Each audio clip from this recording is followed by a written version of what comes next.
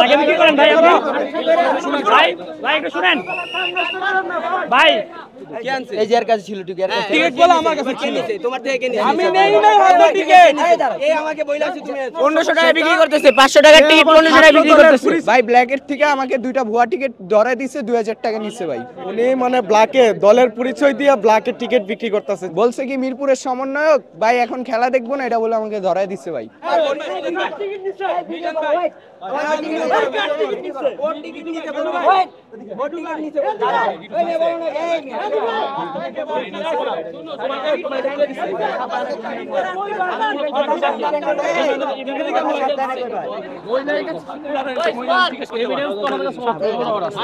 এরকম বিক্রি করেন না, ব্ল্যাকে বিক্রি করেন না। লাগে বিক্রি করছিলেন? লাগে বিক্রি করেন ভাই আপনি? ভাই ভাই একটু শুনেন ভাই। রাস্তায় কান্না করতেছে। এই বন্ধু তুমি আনছো? এই ভাই কে আনছে? এই যে এর কাছে ছিল টিকেট বলো আমার কাছে ছিল। তোমার থেকে নিয়ে আমি নেই নাই হয়তো টিকেট। এই আমাকে বইলাছি তুমি আনছো। এই আমাকে বইলাছি তুমি নিছো। উনি মানে ব্ল্যাকে দলের পরিচয় দিয়ে ব্ল্যাকের টিকিট বিক্রি করতেছে। যে জায়গায় মনে করেন যে সাধারণ শিক্ষার্থী বলেন, সাধারণ মানুষ বলেন, কেউ টিকিট পাচ্ছে না। তারা মনে করেন যে যে জায়গায় ন্যায্য মূল্য, যেটা টিকিটের মূল্য দেওয়া আছে তার চেয়ে দ্বিগুণ সেলে তারা বিক্রি করতেছে টিকিট। এখন হ্যাঁ, আমরা হাতে নাতে ধরছি। যেমন টিকিট কিনা আছে 500, বিক্রি হচ্ছে 1000 2000 টাকা, যার সাথে যেমন নিতে পারতেছে। বুঝেন নাই?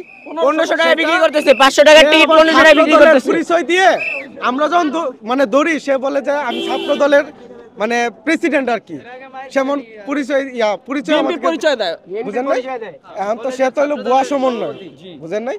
সে তো মানে ওপেন আমাদের সাথে, আমাদের হাতে ধরা পড়ছে। 400 টাকা টিকিট, 400 টাকা টিকিট। আমি এখানে দাঁড়ায় আছি, বলতেছে যে টিকিট বেচে, টিকিট গ্রুপ বেন দেয়, টিকিটটা হাতে করে লয়ে গেছে গা।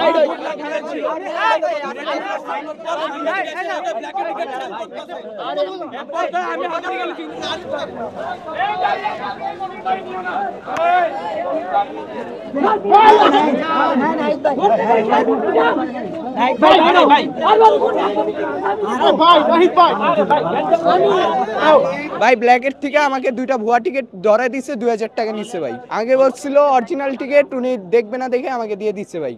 উনি নাকি সমন্বয়ক ভাই, বলছে কি মিরপুরের সমন্বয়ক ভাই, এখন খেলা দেখবো না এটা বলে আমাকে ধরায় দিচ্ছে ভাই।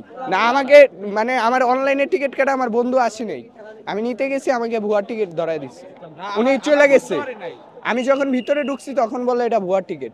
না না খুঁজে পাইনি। এটা আমরা তো বুঝি নাই, পুরো স্ক্যান করলে তো বোঝা যায়। স্ক্যান করছে, তারপর কয় জাল। অনেকজনকে দেখতেছে বিক্রি করতেছে। তারপর যে বলছে যে কাউন্টার, সে বলছে যে ধরাই দিতে পারলে 50,000 টাকা দিবে।